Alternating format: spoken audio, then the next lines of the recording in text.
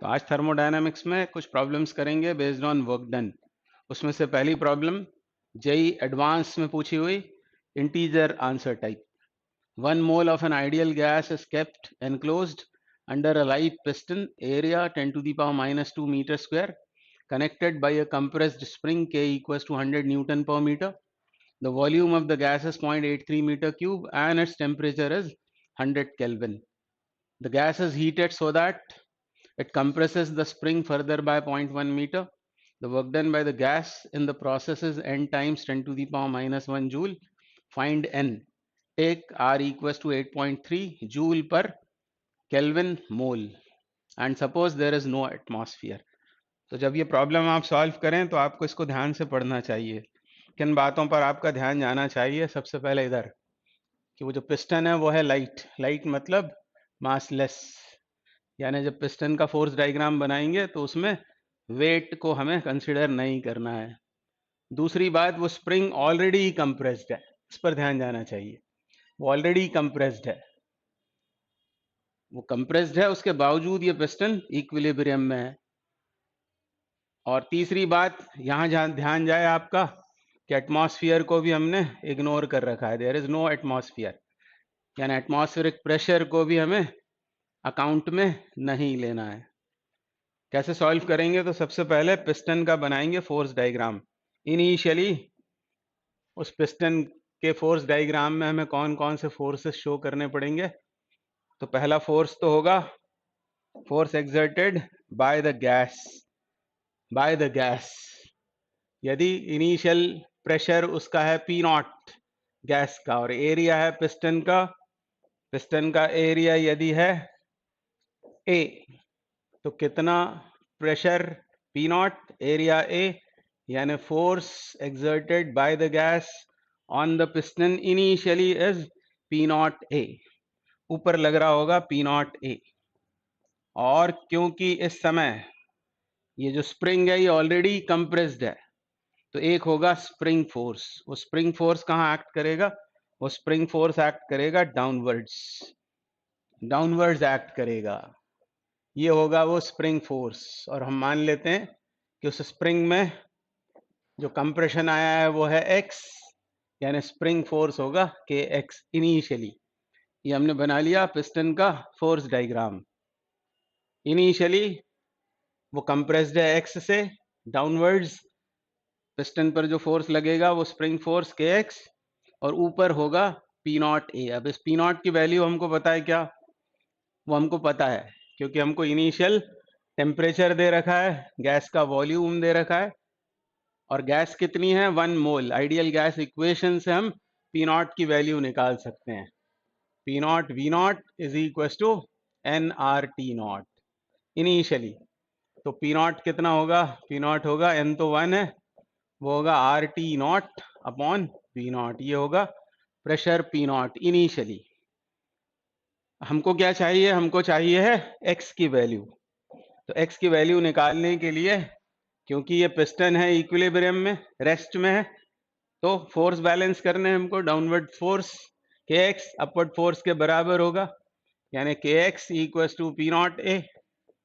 और इसलिए एक्स बराबर हो जाएगा पी नॉट ए। अब पी नॉट की वैल्यू मैं यहाँ डाल देता हूँ, R T naught upon V naught. ये है पी नॉट, इसके अलावा एरिया आएगा और क्या आएगा? के। अब बस वैल्यूज डालकर हमको इसे सॉल्व कर देना है, तो हमको इनिशियली वो कितने से कंप्रेस थी ये पता लग जाएगा। आर कितना है? आर दे रखा है हमको क्वेश्चन में 8.3। टी नॉट मतलब इनिशियल टेम्परेचर, वो 100 केल्विन दे रखा है। एरिया है 10 to the power minus 2 piston का, अपॉन इनिशियल वॉल्यूम 0.83। और फिर और क्या चाहिए हमें? स्प्रिंग कांस्टेंट कितना है? 100। तो बस इसको हमें सॉल्व करना है। ये कैंसिल, डेसिमल यदि इसका हटाएं तो ये भी कैंसिल आउट हो जाएगा, और ये हो जाएगा 83 अपॉन 830, यानी 1/10, दैट इज 0.1 मीटर। ये आ गया इनिशियल कंप्रेशन। तो ये पार्ट 1 खत्म हो गया। अब हमको चाहिए क्या है? हमको चाहिए work done by the gas. अब गैस ने कितना फोर्स लगाया हुआ है? पी नॉट ए के बराबर। और फर्दर ये स्प्रिंग dx से यदि कंप्रेस होती है तो एलिमेंट्री वर्क डन कितना होगा? एलिमेंट्री वर्क डन होगा फोर्स, और ये डिस्प्लेसमेंट डायरेक्शन तो सेम है, तो P naught A D X ये होगा elementary work done, P naught A times D X ये होगा elementary work done D W. और टोटल वर्क डन के लिए क्या करना पड़ेगा? इसे इंटीग्रेट करना पड़ेगा किन लिमिट्स के बीच? 0.1 उसका इनिशियल कंप्रेशन था, और फर्दर कितना करना है? 0.1, यानी 0.1 से 0.2 की लिमिट्स में इसको इंटीग्रेट करना है। पर उसके पहले क्योंकि हमको मालूम है के एक्स है पी नॉट ए के बराबर, तो यहाँ डाल देते हैं के एक्स डी एक्स। ये हमको मैकेनिक्स से भी पता था, स्प्रिंग्स में आपने पढ़ा होगा। और यहाँ लिमिट्स आ जाएंगी 0.1 से 0.2। अब के कांस्टेंट बाहर, ये क्या निकाल लिया हमने? Work done by the gas.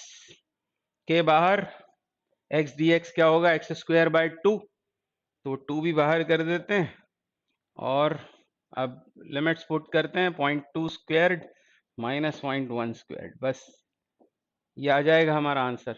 अब इस डेसिमल को हटा दें तो 2/10 मतलब 4/100, 100 को भी बाहर कर देते हैं। के की वैल्यू डाल दें यहाँ, के कितना था? 100, और ये होगा 2 टाइम्स 100, इधर बचेगा 4 माइनस 1 दैट इज 3।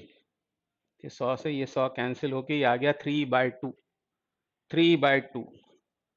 और यही हमको दे रखा है work done by the gas इस प्रोसेस का, वो दे रखा है n/10 के बराबर। n/10 हमको चाहिए थी n की वैल्यू, ये हो गई 15। तो ये इस क्वेश्चन का आंसर हो जाएगा। इंटीजर आंसर टाइप है, तो n इज इक्वल टू 15। आगे बढ़ते हैं। तो अब ये next question, a non conducting piston of mass m and area of cross section A is placed on a non-conducting cylinder as shown. Temperature, spring constant, height of the piston are given by T, K and H respectively. Initially spring is relaxed and piston is at rest. Find number of moles, part A. Part B, work done by the gas to displace the piston by distance D when the gas is heated slowly. तो ये दिखाया हुआ है वो non conducting piston जिसका मास है m, area of cross section है A, या area of the piston is A। आगे बोल रहे हैं स्प्रिंग कांस्टेंट है K, इनिशियल टेम्परेचर है T, और ये पिस्टन है H हाइट पर। Initially spring is relaxed, spring relaxed है मतलब उसमें कोई एक्सटेंशन या कंप्रेशन नहीं है, और पिस्टन यदि रेस्ट में है इनिशियली मतलब फोर्सेस बैलेंस हो रहे होंगे, डाउनवर्ड्स फोर्सेस अपवर्ड फोर्सेस के बराबर होंगे। हमको पार्ट ए में फाइंड करना है नंबर ऑफ मोल्स, तो नंबर ऑफ मोल्स निकालने के लिए हम यूज करेंगे ideal gas equation, P naught V naught is equal to N R T not.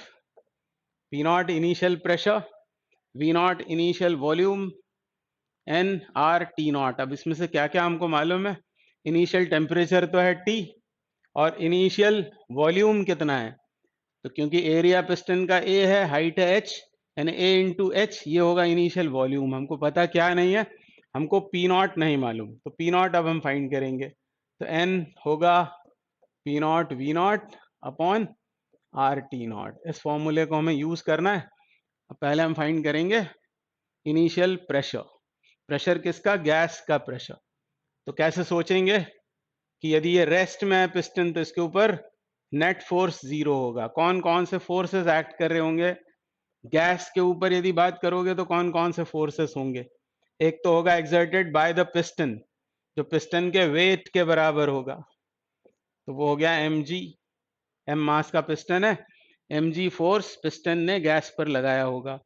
दूसरा फोर्स होगा एटमॉस्फेरिक प्रेशर से जो आएगा। एटमॉस्फेरिक प्रेशर यदि PATM है तो PATM ये तो हुआ प्रेशर, और एरिया पिस्टन का A है, तो प्रेशर इनटू एरिया मतलब इतना फोर्स एटमॉस्फेयर ने गैस पर लगाया होगा। ये दोनों फोर्सेस डाउनवर्ड्स वाले ये हैं exerted by the atmosphere and by the piston on the gas. और गैस ने इन पर कितना फोर्स लगाया होगा?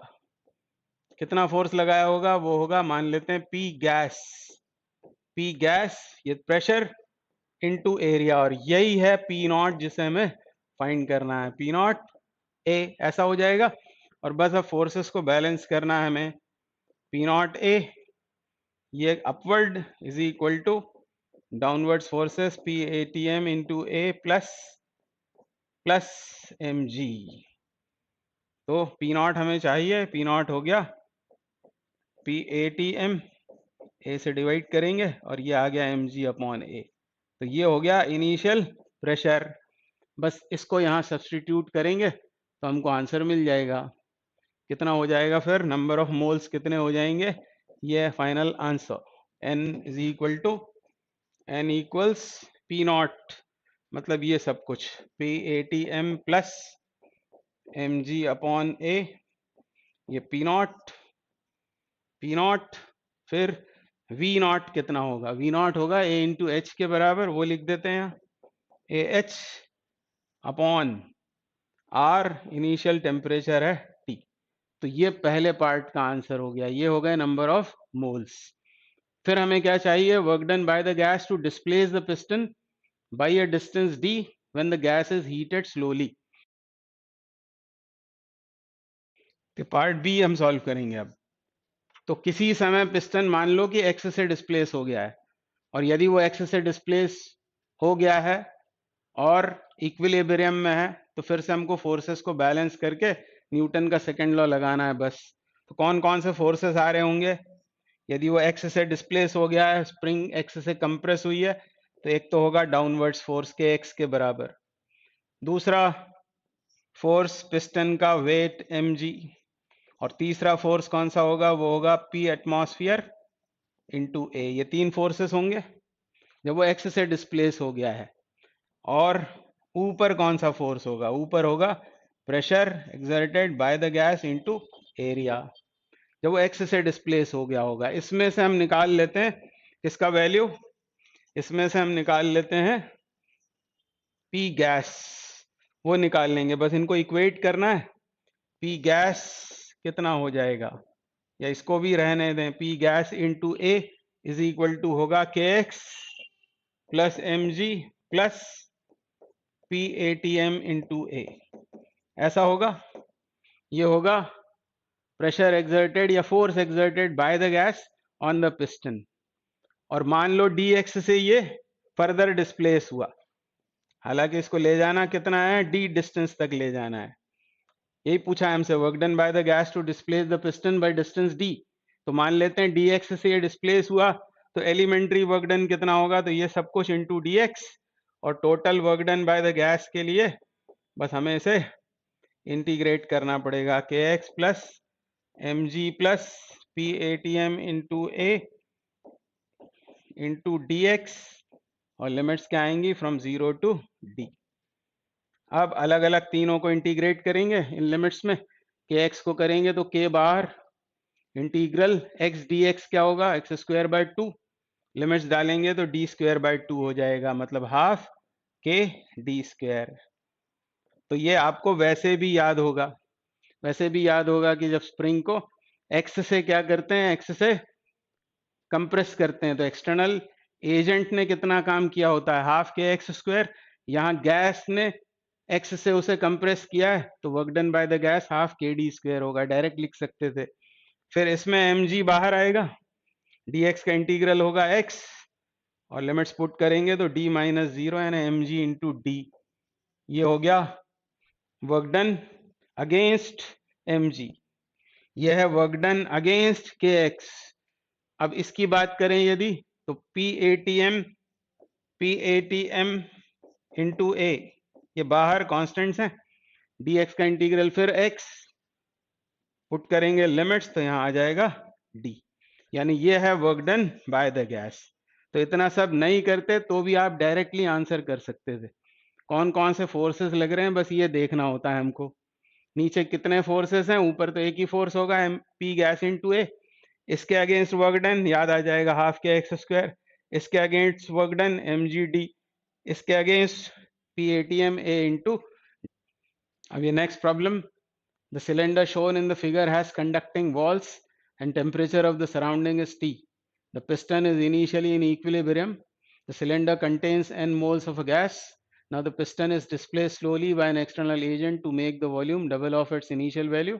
Find work done by the external agent in terms of N, R and T.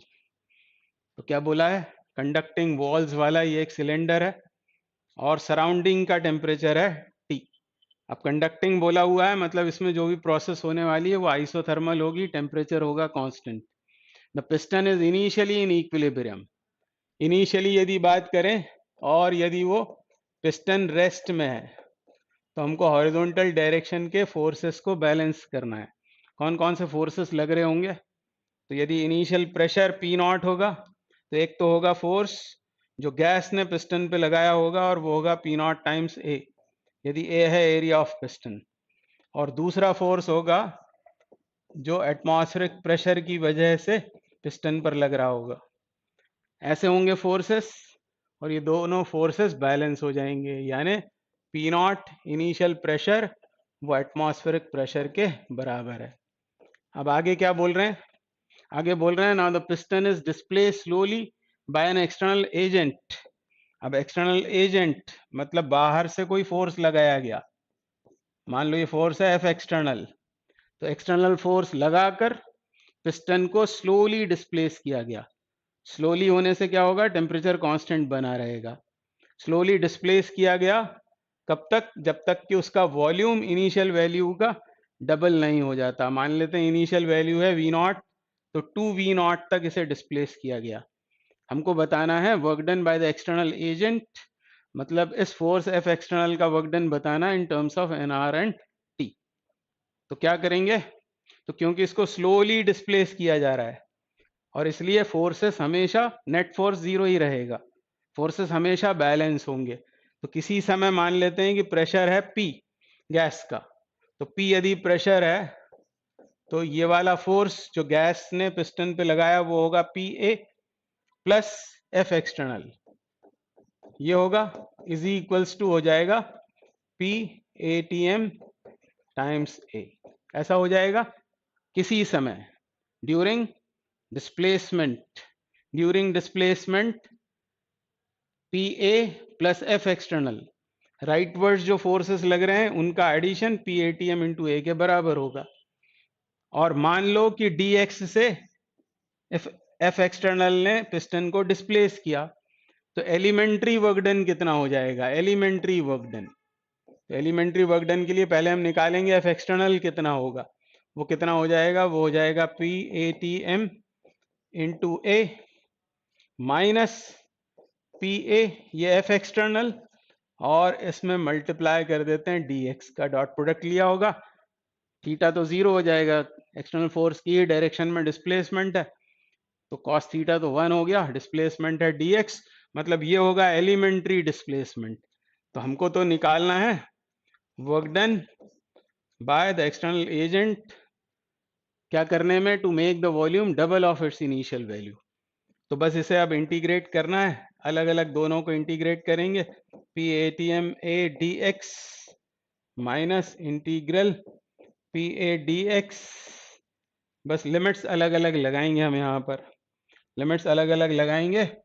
यहाँ पर लिमिट लगाएंगे हम 0 टू D की, 0 से D की लिमिट्स में इसे इंटीग्रेट करेंगे और इसे इंटीग्रेट करेंगे हम V नॉट से 2V नॉट की लिमिट्स में.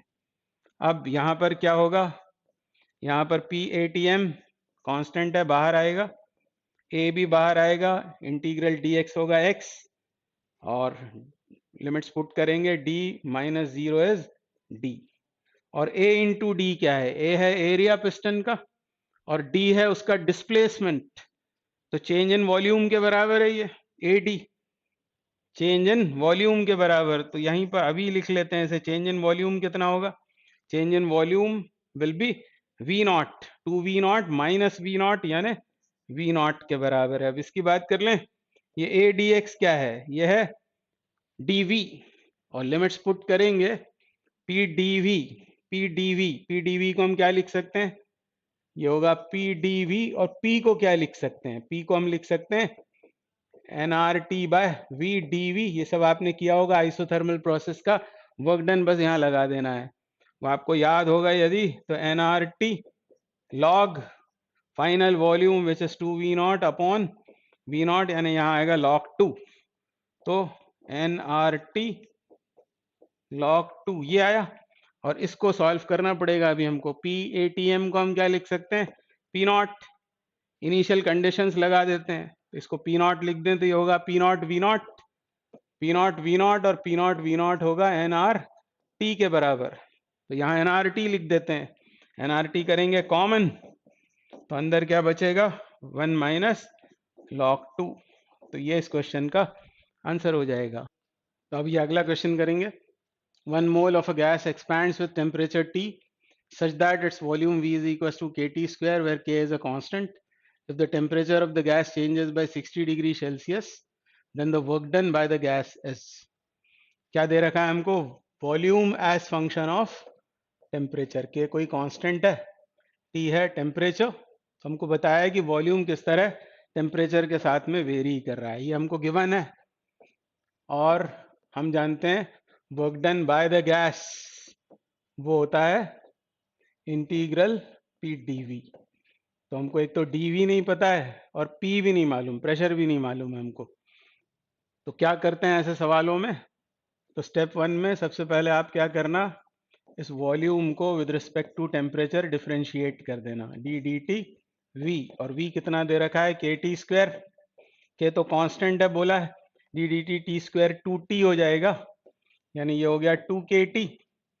और इस तरह आपको dV की वैल्यू मिल गई इन टर्म्स ऑफ टेम्परेचर, क्या हो गया वो 2kT dt। एक काम ये करना होता है, और दूसरा काम आइडियल गैस इक्वेशन से P निकाल लेंगे। P इज इक्वल टू कितना होगा, PV इज इक्वल टू होता है nRT, तो nRT बाय V, और V की जगह, V को भी एलिमिनेट करना है, V की जगह क्या सब्सटीट्यूट कर लेंगे, KT स्क्वायर, KT स्क्वायर, तो ये बन गया NR upon KT, NR upon KT। और ये सब्सटीट्यूशंस इस फॉर्मूले में करेंगे तो आपको work done by the gas मिल जाएगा। प्रेशर की जगह क्या सब्सटीट्यूशन करना है, N R upon K T. अब एन तो 1 दे रखा है, छोड़ सकते हैं उसे, आर अपॉन के टी ये आएगा, और डी वी की जगह ये सब्सटीट्यूट करेंगे 2 के टी डी टी, ऐसा होगा, ये के भी कैंसल आउट हो गया, ये टी भी कैंसल आउट हो गया, 2 कांस्टेंट आर कांस्टेंट बाहर आया,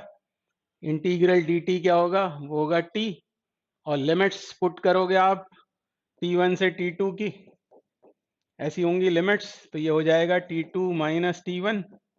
ये एब्सोल्यूट टेम्परेचर्स हैं, हमको तो यहाँ चेंज दिया था डिग्री सेल्सियस में, पर आपको पता होगा कि चेंज इन टेम्परेचर केल्विन में जो होता है वही होता है डिग्री सेल्सियस में, चेंज दोनों में बराबर होते हैं, यानी यहाँ सब्सटीट्यूट कर लेंगे हम 60, यानी ये हो जाएगा 120 R, यह इस क्वेश्चन का आंसर होगा। N moles of an ideal gas undergo a process in which the temperature changes with volume as T is equals to kV square. The work done by the gas as the temperature changes from T0 to 4 T0 S. तो हमको क्या दे रखा है, temperature as function of volume, K is a constant, तो इसको V के respect में डिफरेंशिएट करते हैं इस इक्वेशन को, तो dt अपॉन dV, इस तरफ क्या होगा D D V K V square, के कांस्टेंट बाहर, और D D V V square 2v बनेगा, तो ये हो गया 2kv। इस तरह हमको मिला dv का वैल्यू, dv कितना आ जाएगा dt अपॉन 2kv, ये पहला पार्ट। अब प्रेशर को क्या लिखेंगे, प्रेशर होगा nRT अपॉन v, और ये P और ये dV, इन दोनों को हम यूज करेंगे work done by the gas के फॉर्मूले में। तो integral P dV, P is nRT by V, ये होगा, और dV की जगह ये सब्सटीट्यूट करना है dt अपॉन 2kV। अब ध्यान से देखें तो ये V into V, V square into K V square, K V square कितना है T, यानी इन तीनों को इसके साथ कैंसिल कर सकते हैं, कैंसिल करेंगे तो एन आर कॉन्स्टेंट्स हैं बाहर आएंगे, 2 भी बाहर आएगा, इंटीग्रेट होगा dt, तो t और टेम्परेचर की लिमिट्स क्या दे रखी हैं हमको, T0 टू 4 T0, तो लिमिट्स पुट करने पर वो आएगा 3 T0 यानी 3/2 NR T0। ये इस क्वेश्चन का आंसर होगा। Answer 3 is correct. 3/2 NR T0, तो आंसर 3 इज करेक्ट।